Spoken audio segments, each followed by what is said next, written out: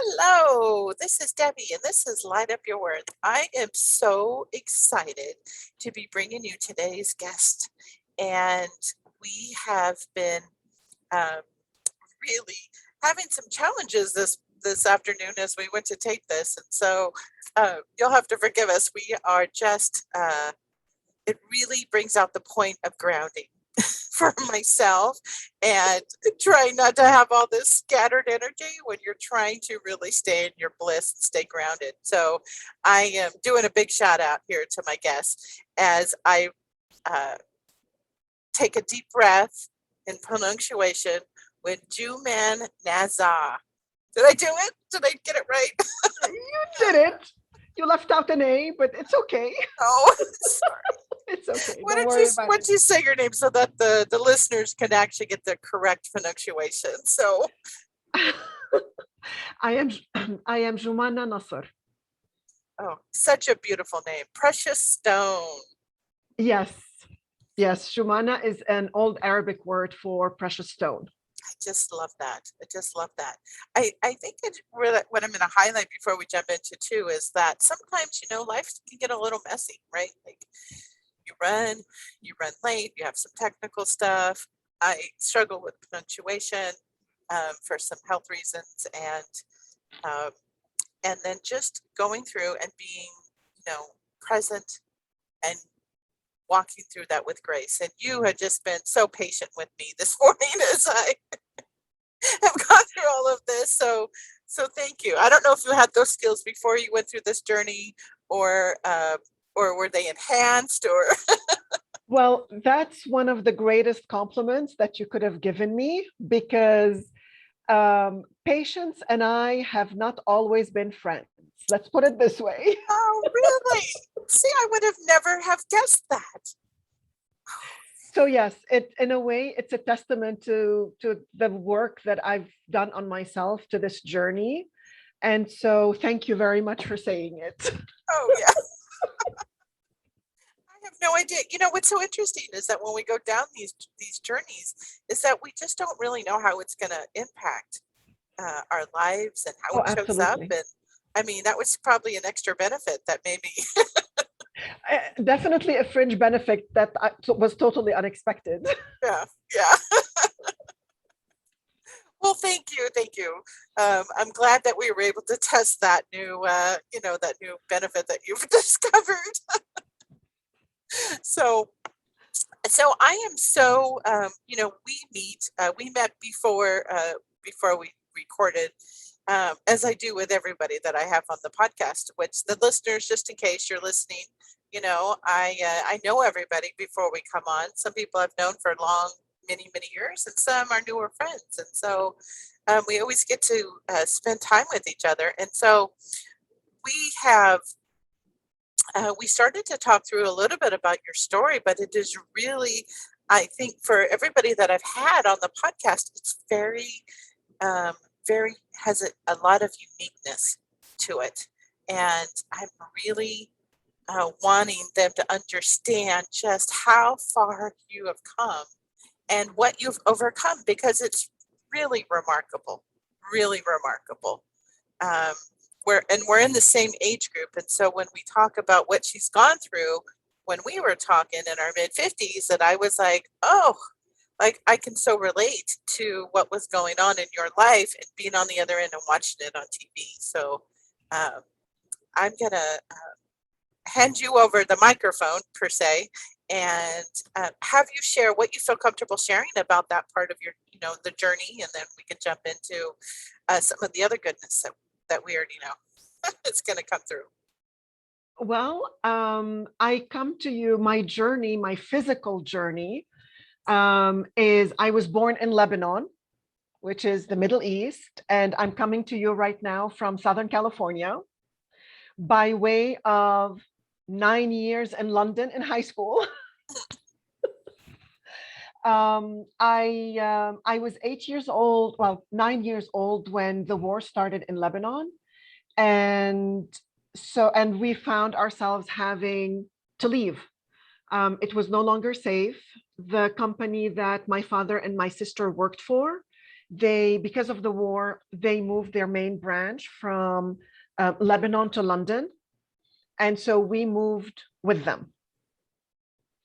And when I was done with high school, I came to the US, I came to California. My father my father was an American citizen because his mother was Lebanese, but American born. And all of his siblings ended up in California. And so when I was done with high school, it was the natural thing for me, for us, for the family. My father had passed by that time. It was the normal thing, I guess, the most natural thing for me, my mother and my sister, to move to LA. And I went to college here. Yeah, now, what's so remarkable about this is that because we are in the same, the same decade, right? We're really close in age, and is that I can remember that time frame of you having to, depart Lebanon. I can remember watching that on TV as a child, about 8, 9 years old that you're talking about. And it's probably one of the first scenes that I really remember about, wow, like how scary that would be, how traumatic when we think about all of the spiritual, how we go through what shows up in our physical body with our wellness and traumas.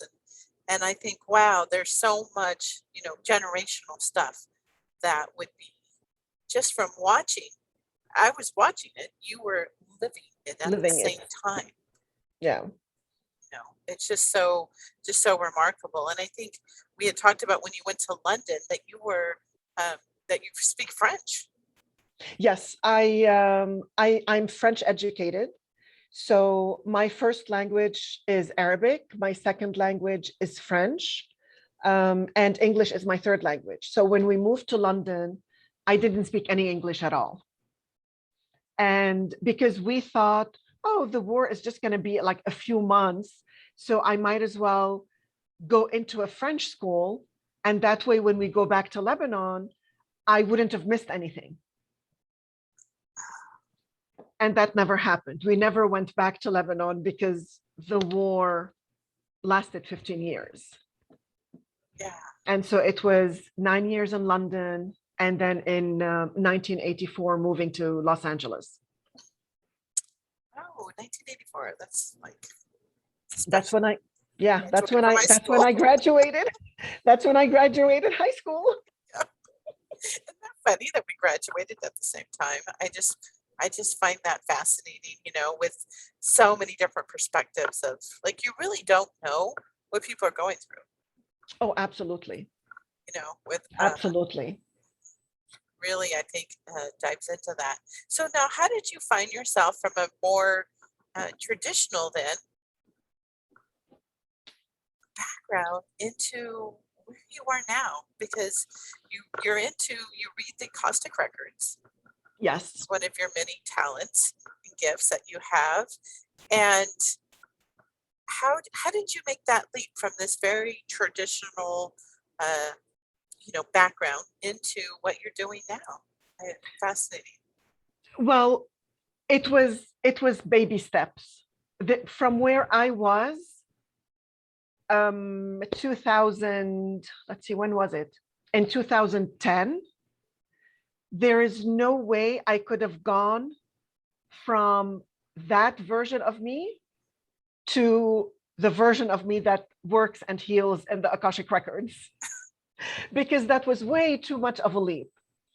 So what happened was, at the end of 2008, my sister passed away suddenly. And by suddenly, I mean, like literally she was sitting in the gate area at Paris airport waiting for her connecting flight to Lebanon. She passed away at a time when I was already, for a whole bunch of different reasons, I was mentally, physically, emotionally exhausted. Like I was really running on fumes.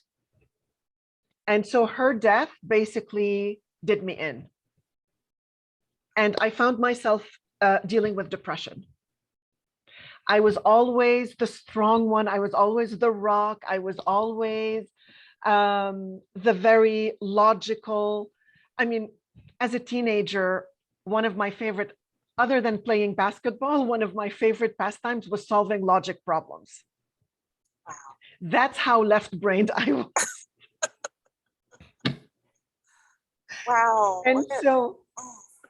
And so, but still, it was everything. Like in a year and a half, I went through every single major life change, with the exception of divorce, that you can think of.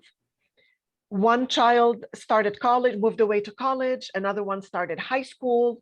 We moved, we bought a tear down. My husband is a general contractor, so we were going through all of that.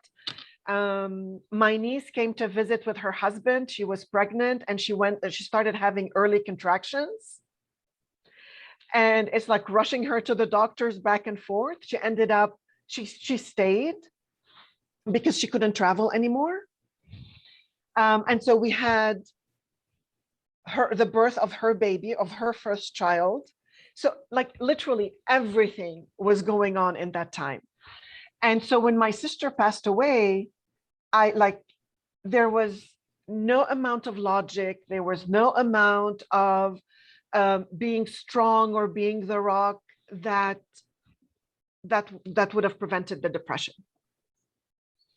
And knowing what I know and working in the Akashic Records and being as intuitive as I am, I know this was the universe's wake-up call for me. It was the universe's way of kind of like guiding me in the right direction to find my passion, to find my purpose. Because at the time, I was looking for a job, like I was looking for a regular 9 to 5. And it was, 2008, end of 2008, 2009. We've got the recession and everybody was being laid off and so on. So it wasn't an easy thing.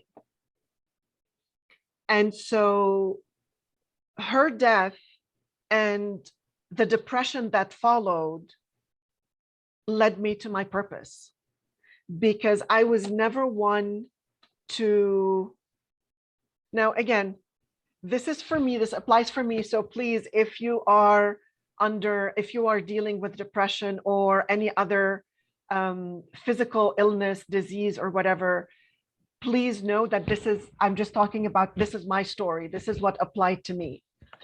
I was never one for traditional doctors and, take a pill for this and a pill for that, because I saw my mother go through depression and I saw the regimen of drugs that they put her on and how hard it was for her to basically live.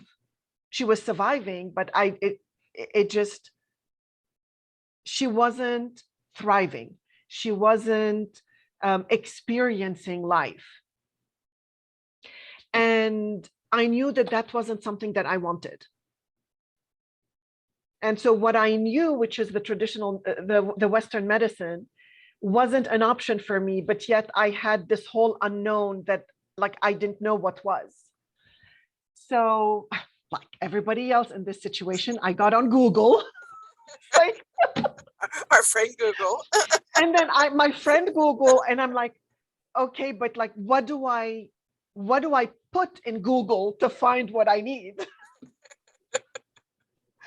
So it took some time. I found a healer close to where I was living. And actually, no, it wasn't where I was living. It was close to where I was going to move to. And I reached out to her and so the one thing with depression is you have a very short attention span. Things don't register. So I started reading her website, and First of all, nothing made sense because she was talking about things that I had never heard of before. Things like Reiki and life coaching. And literally, I didn't know what life coaching was. Left brain, remember? Yeah, very left brain, huh? And she's talking about energy, and like nothing made sense. And there were things that I had to read, even testimonials, I had to read a couple of times for them to register in my brain. And finally, I kind of like gave up. I said, you know what? I don't have any other place to go. So let's try this. And so I reached out to her by email, and she replied, and she said, you know, I don't have an appointment until like 10 days from the day that I was emailing her. And I said, okay, you know, give me that appointment. But if you get a cancellation, please let me know. The next morning, so I reached out to her on a Monday. On Tuesday, she reached back out and she said, you know what? I got a cancellation for tomorrow. Do you want it? I'm like, yes, give it to me. And I remember driving there and I'm having this conversation between the two sides of my brain. And the left side is saying, what the F are you doing? Like, what are you doing? Where are you going? And then the right side of my brain was saying, well, how bad can it be? I'm not like, they're not cutting into me or anything.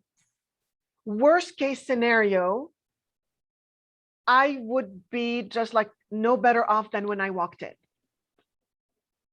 Like this was the wise right side of my brain trying to talk my left brain and my ego down.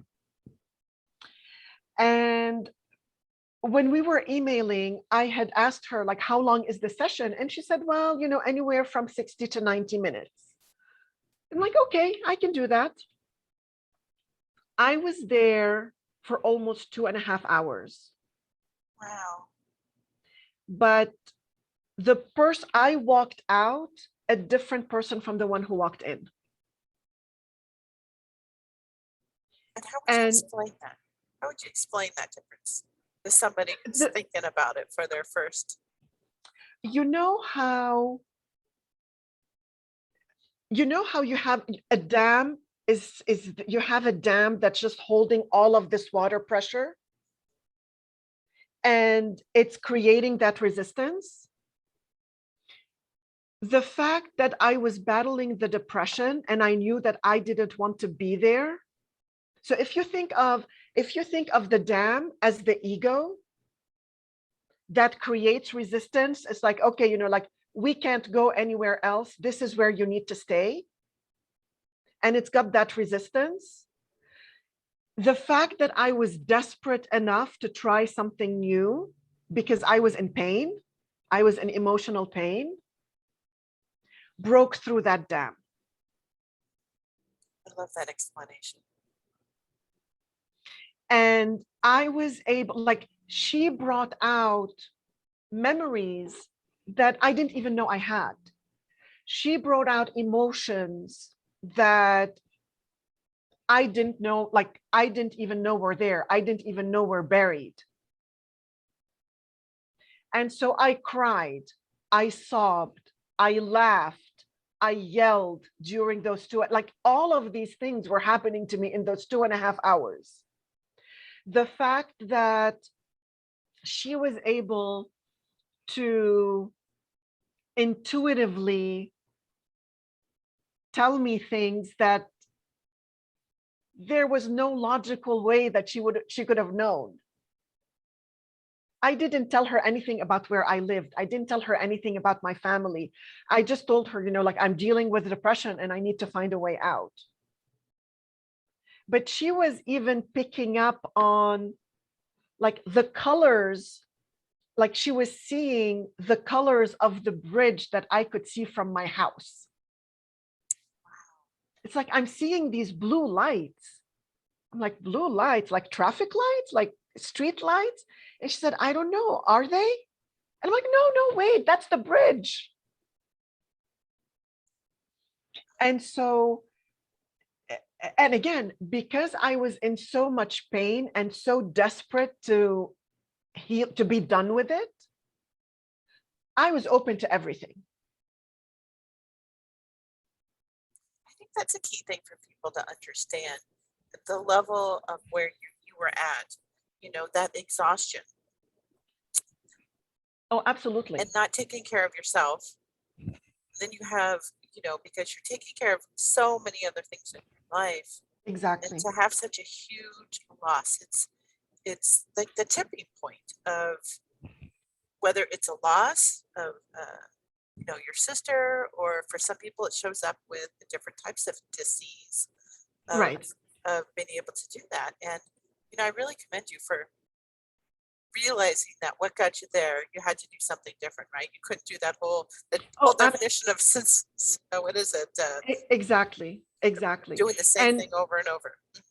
and the weekend before I reached out to this healer, the reason, like one of the things that kind of like gave me momentum and kind of like pushed me to start looking for alternatives is that over the weekend, my in Lebanon, we have this tradition of doing a 40-day mass after somebody passes.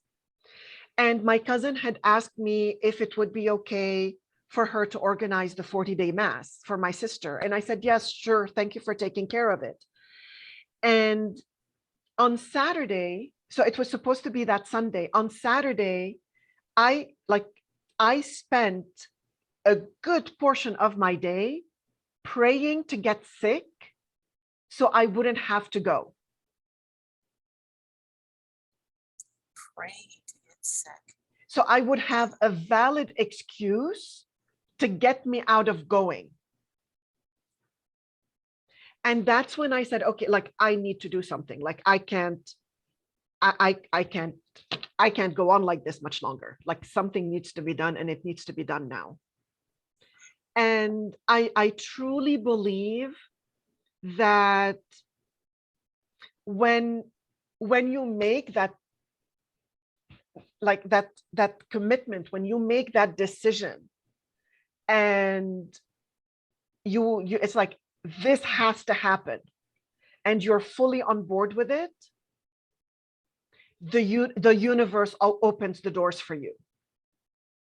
The universe then can come in and say, okay, this is what you want.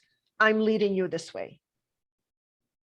Because of course, knowing now what I didn't know then is that it is no accident that the next day after I talked to her, she got a cancellation and I was the first one to take it. Yeah, no. That is not yeah. an accident. No, we know that, right? You know, right? Synchronicity looks like accidents, but It's like, and I no longer believe in accidents. There are no coincidences. And so the session with her completely changed me. I mean, I won't say I was healed, but at least she gave me hope that I would be able to heal. I mean, yes, she freed up a lot of emotions, she freed up a lot of energy, but she also gave me hope that I would be able to heal on my own terms, rather than having to go down the road that I saw my mother go down. and isn't that what we need? Hope that Yes. you could do it on your own. Yes. That you could take a different path, and instead of Absolutely. just surviving, you could actually thrive. Exactly. Exactly. And from that moment on, again, when you take the first step, when you're fully committed, the universe delivers. After that, things just started to happen one after the other.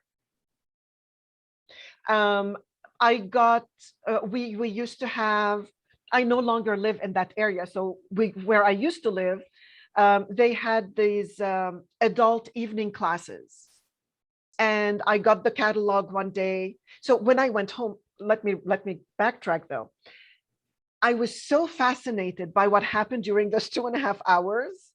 I went home and I started researching Reiki, energy healing, because now I had the words. I knew what I could, what I Yeah, could search for. right. And I started reading articles, and I went to the library and I checked out books. And then I got the pamphlet for the adult classes, and there was an introduction to Reiki. So I Really? signed up. Yeah, there was a 3-hour introduction to Reiki class. I signed up for it. Yes, yes, I'm there. And the teacher had a level 1 Reiki starting the following week. I signed up for it. There were supposed to be 5 people in the class. I ended up being by myself. Again, there are no coincidences. No, no. That's a lot of hands-on. Yeah, absolutely. And so, and then it's just like, as I was ready for the next piece, I would get it. From there, I went into, it's like, okay, like this is what I want to do. But, you know, and then you hear a lot about, well, for legal reasons, you can't say this and you can't say that.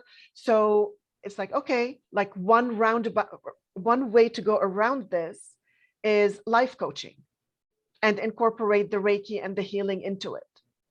So I got certified as a life coach. And then I was at a network meeting to further my life coaching business. And I met a Lebanese medical intuitive. Oh, And of course, you know, it's like this immediate bonding, because again, remember the background that we came from. This is like weird, to say the, you know, to be yeah. polite. This is really weird. And so like we really, her story resonated with mine and mine with hers, especially with the way that our work is being received by our family and friends with the same backgrounds. Like, what do you mean? The whole idea of working from home is completely foreign to us, right? So just having an online business that I run from home most of the time in my PJs is like a completely foreign concept. And so that was my next piece. I went to see her and she blew me away with the accuracy of the information that she shared with me. And it was shortly after that when I got an email from someone that I've been following for I don't know how long, a couple of years at least, about a free call about medical intuition. So because I had had that experience, I was really interested. So I signed up. And on the call, she did a reading for someone, and she was very accurate based on the person's feedback. And at the end of the call, she said, "So what do you guys think?" And there was dead silence. You know, the kind of silence that's really uncomfortable, that's kind of like makes you kind of like shift in your seat, like, okay, let's like get on with it. Like, this is uncomfortable. And I'm an empath, I'm a highly sensitive person. So it really hit me hard. And so, and I said to her, I said, you know, I think to break the silence, the uncomfortable silence, I said to her, I said, you know, I think what you did is amazing. I just can never see myself doing something like that. Because there's still that left brain that says, that was telling me, like, you're either intuitive or you're not. You're either born that way or you're not. I didn't know that we are all born intuitive. Yes. But we shut it down. Yes. I think we want to repeat that. We're all born that way. We are all born gifted with intuition. It is part of our spiritual DNA. It's like nobody goes without it. You know, there isn't some lottery that says, oh, Joumana gets clairvoyance, Debbie gets clairsentience. Yeah. And no, we all have all of them. Now, we may lean on one more than the others. We may shut them all down if we grow up in an environment where that's not encouraged, where we don't feel safe telling people, oh, I talked to my dead grandfather and he told me ABC. Yeah. Yeah. Yeah, and you hear that from a lot of the guests. Of A course. lot of them, of course, when you're young, right? You start sharing some of it, and when you're really young, and then in directly or indirectly, like, no, that we don't do that here. Yeah, don't say that. Don't say stop that. saying things like that. Yes. Right. And so, and they're not doing it in a way, like they're not doing it to traumatize us. They think they're protecting us because it's like, don't you dare say anything like that again, because what will people think of you? That kind of thing. And so I said to her, I really can't see myself ever doing anything like that. And so she asked for my permission to tap in. And I'm like, sure, I'm an open book. Yeah. But I think that's an important thing for people to realize too, right? Like, we just can't go tapping into people. Like, that's, like, there's a level of integrity that we all, I think those of us, do, right? Like, we ask for permission. If I hear anyone say, oh, I did energy healing for so-and-so, and, well, did you ask permission? No. What do you mean, no? You have no right to do that. We don't have the right, our free will is our God-given right. We have no business taking somebody else's free will away from them. Even with the best of intentions, it is so unethical. Just because I can send you healing, or I can read your mind, or whatever it is, doesn't mean that I should. I think that's an important message for all of us in the community to hear. We also all have our own journey to go on. I would be doing someone a disservice if I try to shorten their journey, because I'm depriving them of the growth, of the healing, of the lessons that come along the way. When the person is ready, they will come to me. They will find me. If they are someone I'm meant to work with, they will find me. But it is so unethical to work on someone, tap into someone, send energy to someone without their permission. And I think we're starting to see more and more people really understanding why we do that. Yeah. I know when I started in my journey 20 years ago, I never really heard about it. It's just been really the last maybe 5 years that I've heard that a lot more consistently. And not only to tap in, but to close out. Right. Okay, when we're done, we're disconnected. Right. And just because, so, like, whether it's Reiki or any kind of energy healing, whether it's medical intuition, whether it's the Akashic Records, I mean, it's such a violation of the other person's sovereignty for me to access somebody's Akashic Record without their permission. And the other thing is, I truly believe that when we do that, if I were to access, let's say in your case, Debbie, if I were to access your Akashic Record without your permission, I don't believe that the information I receive would be accurate, because your guides, your higher self, will protect your record from me. I subscribe to that as well. Because, and also me wanting to help someone or to access information for someone without their permission comes 100% from the ego. And the ego has so much baggage, you can't be a clear channel, not for the energy, not for reading the Akashic records, not for even your own intuition to tap into someone else, because you're coming from that place of ego.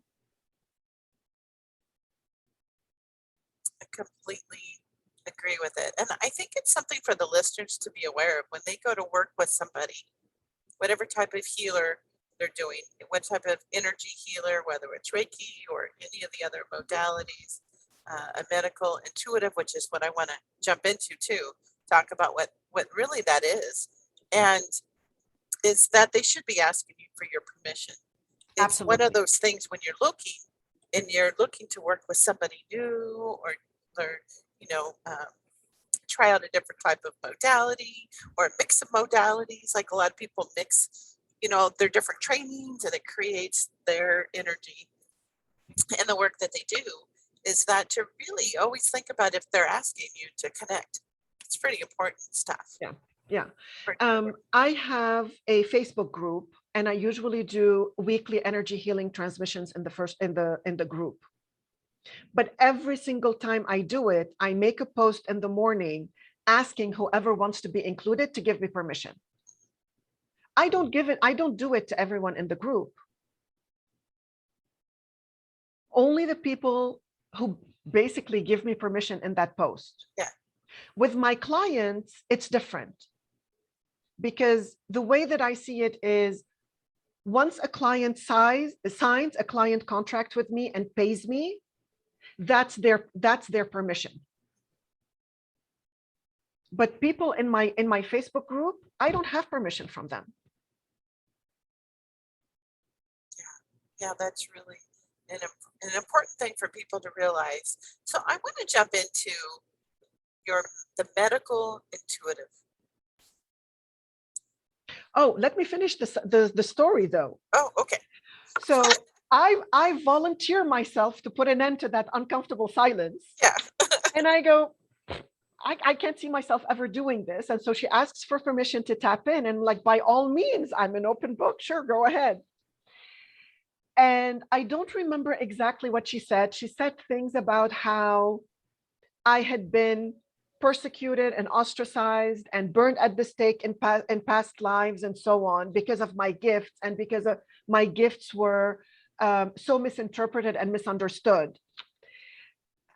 She said a lot of other things that I honestly don't remember. But what I still remember to this day is the violent reaction that I had that I experienced in my body. And I just broke down in tears. It felt like someone took a baseball bat and rammed it across my lower belly. And I just broke down in tears. And in that moment, this is going to sound funny, I know. In that moment, I intuitively knew that what she said was right, because if it weren't, my body would not have reacted so violently. And so I signed up for her class. Yeah. Well, I think you bring up a really important thing there, is that the past that was the block with so many of us. We all have it. Yeah. It's a really common thing for healers to have. Oh, absolutely. Absolutely. So I love that you allowed her to tap into you. Well, because I mean, and to be completely honest, that was before the Akashic records. That was at the beginning stages of my spiritual journey. I was just trying to I was still trying to wrap my mind around energy healing, and starting with intuition. I had never even thought, I didn't even know how I felt about the whole concept of past lives. And so I didn't even I didn't understand what she meant when she said, "Can I tap in?" I didn't think she was going to go into past lives. I think that's a good point, though. There could be somebody who's listening who is like, "That's what that means." Well, it could They may mean, not know, right? exactly, it could mean anything, but I didn't, because the context, the content of the class that we were on didn't talk about past lives. So when she said, "Let me tap in," I just figured like she was going to do something like what she did. I didn't even have the words for it. Yeah. What she did for that other listener. And so she went all, I don't know how many lifetimes ago, but multiple ones, because it was more than one thing. But I, like, even sitting here right now and telling you about it, I still, like, I remember that moment, that reaction in my body so clearly. So clearly. It's like, I have to take this class. Yeah. I think that those of us who have taken a lot of educational classes, learning different things, it's always good to tap into, is this the class for me? Is this the timing? Is it right? Is it like to really pause and to listen to Yeah, ourselves, right? Whether you want to call it just intuition, especially at the beginning of your journey. absolutely. Absolutely. And listen to that, like, oh, no, yes, oh, that gut wrenching feeling.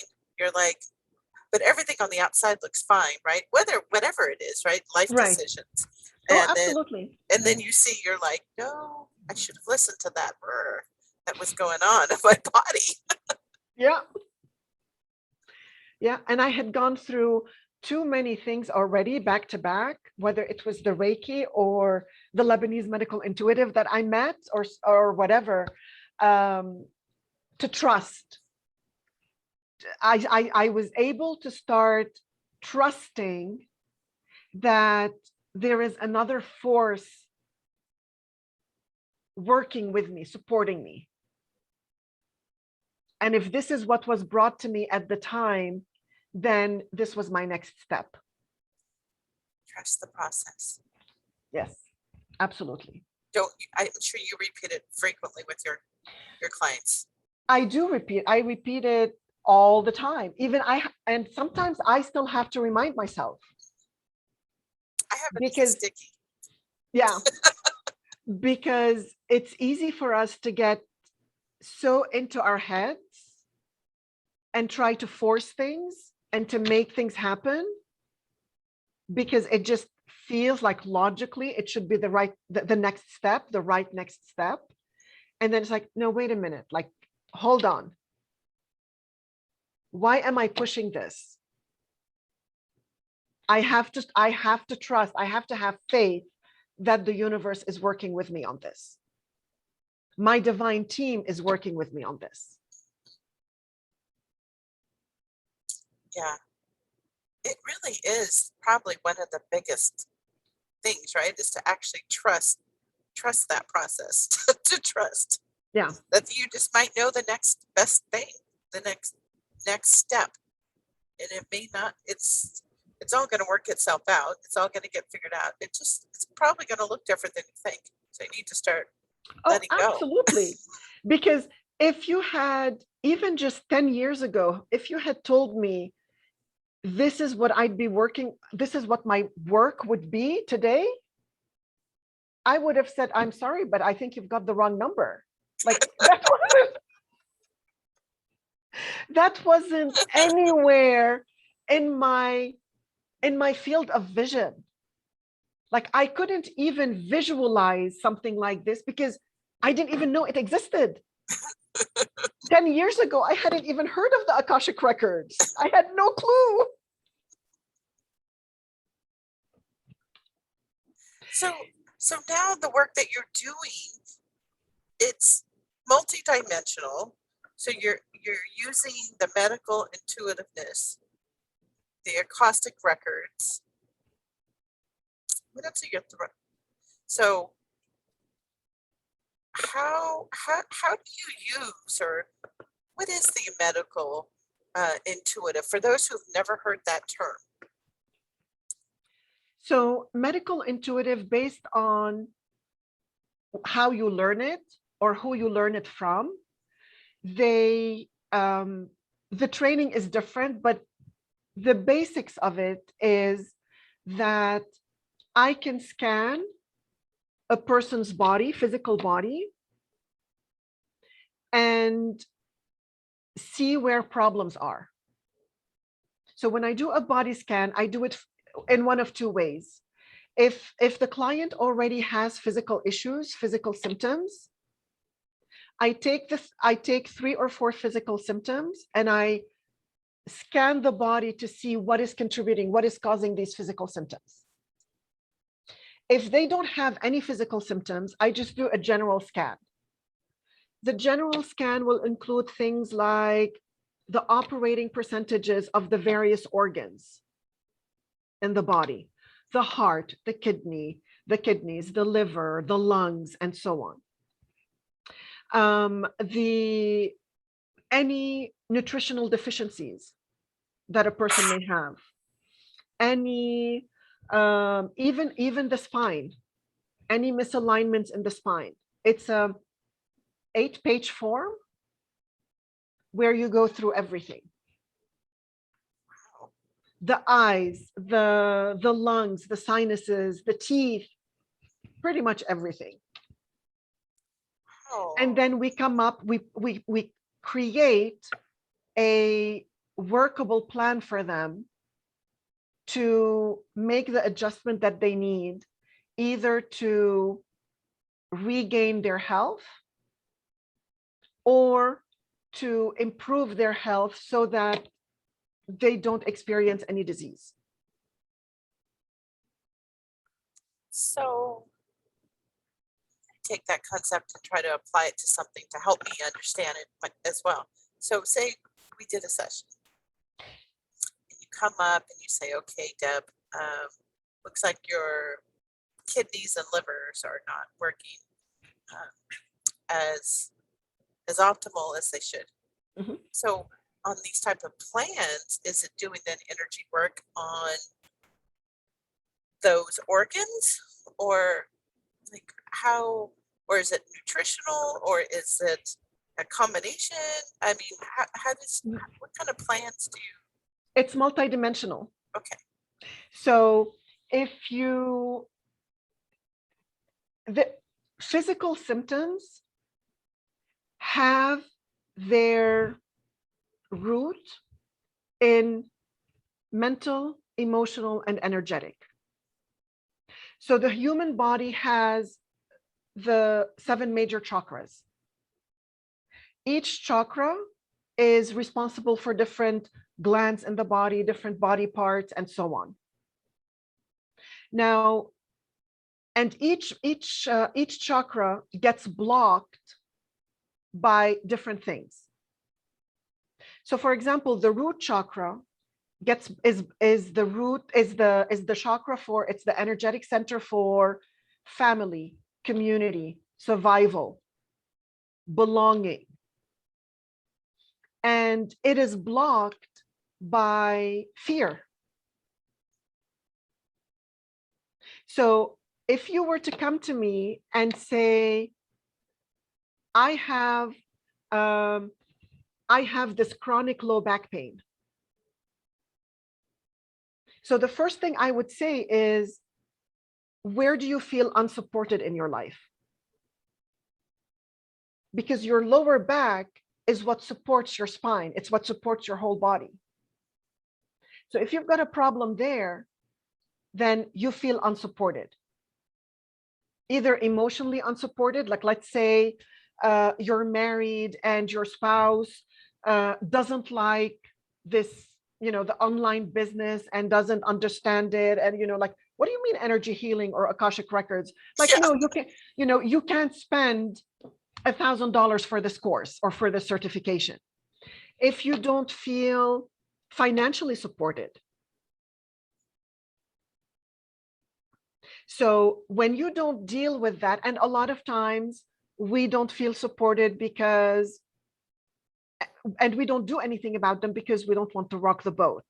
We don't want the other person to not like us. We don't want, we're walking on eggshells around people in our life because I don't want anyone upset with me, or because we're people pleasers, or whatever the case may be.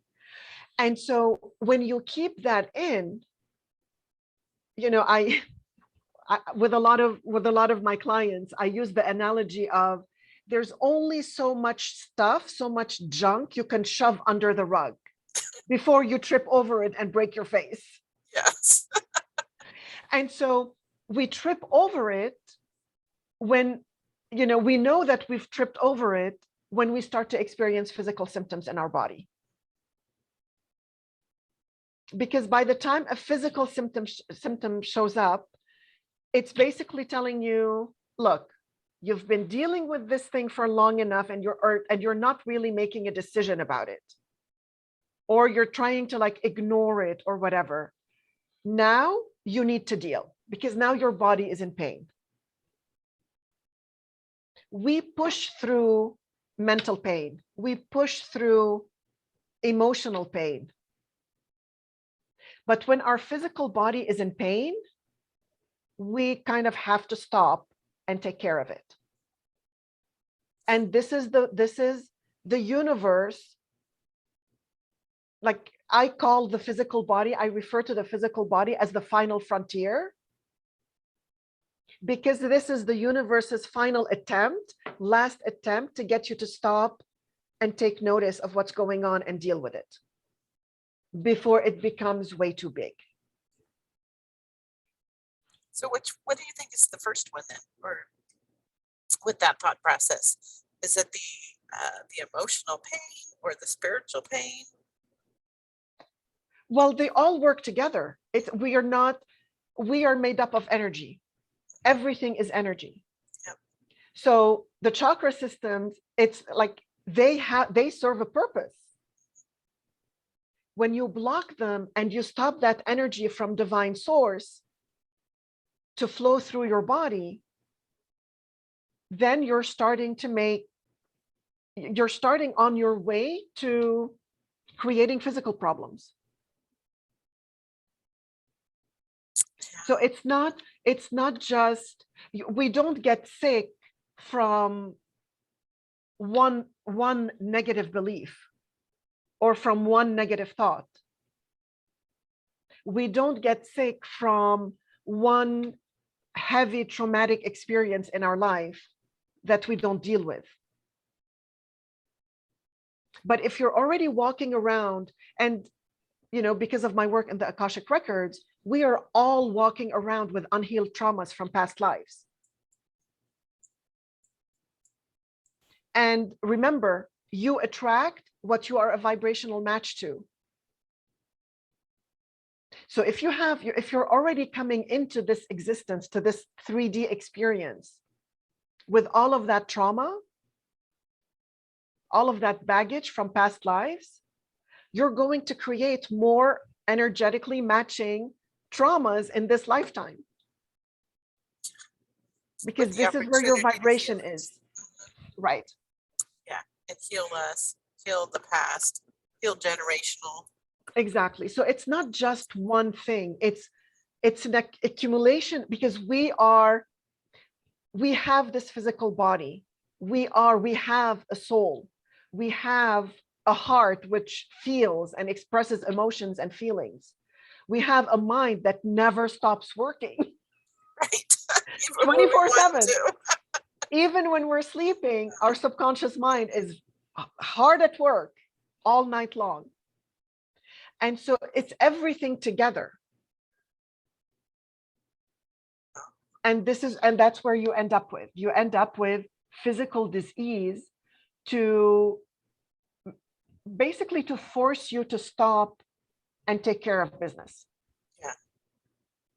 Yeah, I know. Isn't that the truth? And I know that, like, Louise Hayes, I think, is who made it really Mhm. super famous, right? Like, she has a book that you can go and look up You what can heal your life. you can Yep. heal your life, right? Of, you can go look up something with your kidney, the eyes, your bunions, whatever it Yeah, is. absolutely. And I think the first time I had ever heard of the medical intuitive was with Caroline Miss Mhm. and her work that she did, and it's so fascinating of being able to with all of the different tools of being able to really get in and get to those beliefs, the beliefs that we came into having, the beliefs that we picked up here through our experiences itself, and then but how we can actually get to the root causes of them and actually heal them, not just ourselves, but then we also even increase the vibration of Right. everything around us, bringing more light to this, to where we are now in our current experience. And so um, it's just fascinating. I have found this whole belief around the connection between our beliefs with the body, all of it. It's so powerful, and I think your approach to it and your explaining of it might help people really understand why there's so many different ways to skin a cat, right? Like that old Absolutely. expression, right? Of why there's so many things, why so many us, especially as people who are might be newer to this, like you were many years ago, like why do we continually take more learning and get deeper? Because I think as we go to from the 3D to the 5D, gives us more and more opportunities to to look at this stuff. And so grateful that you took that first step, one of the hardest Thank you. steps, to be able to do that, and that that the universe brought you together with your own Lebanon medical intuitive. Like, how powerful would that have been? I mean, talk about, can you get the message, right? Like, Exactly. And this is what I mean when I say when you commit 100%, when you've got plan A and only plan A, there's no backup, the universe gets the message that you are really serious, and it starts opening the doors for you. And it will always give you what you need. It will never overwhelm you with a whole bunch of things all at once. It will just give you the one next step that you need. what next step? I think that's a valuable lesson for all of us, right? To continually apply to what we're doing, everything. Just need the next. What's the one And next best step? and that doesn't sit well with the ego, No, because the ego wants to know the next 25 steps in front of me. And the ego wants to do that because by knowing the next 25 steps in front of you, you get overwhelmed, you get scared, you get confused, and then you stay stuck, which is exactly where the ego wants you, because as long as you're not changing, as far as it's concerned, you're safe. right? Yeah. Our subconscious too likes us to stay safe. It doesn't Yeah. want to, right? I mean, it's there. So many things are there to actually keep us safe, right? Like, it's your subconscious that knows the stove's hot. So you don't have to go touch it every time, or don't walk out in traffic, right? I mean, some of the things the subconscious mind does is super, super beneficial for us, but not all of it. Yeah. Yeah.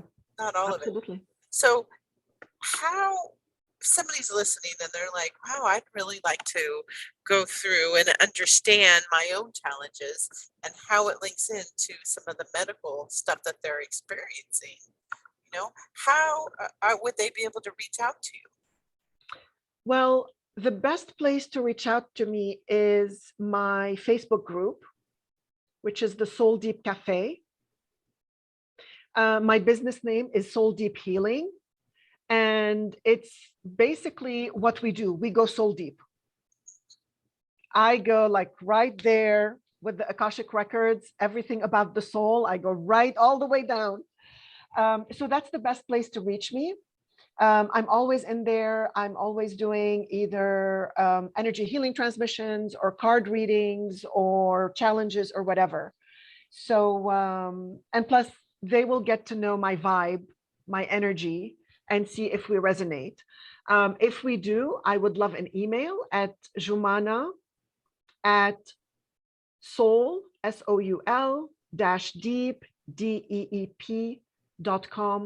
And I would love to hear from anyone who has any questions. I just love that. We'll put it in the show notes too, but highly encourage anybody who's just, curious to see like what you had experienced that first time that you reached out, right? Like if you're stuck, you just Right.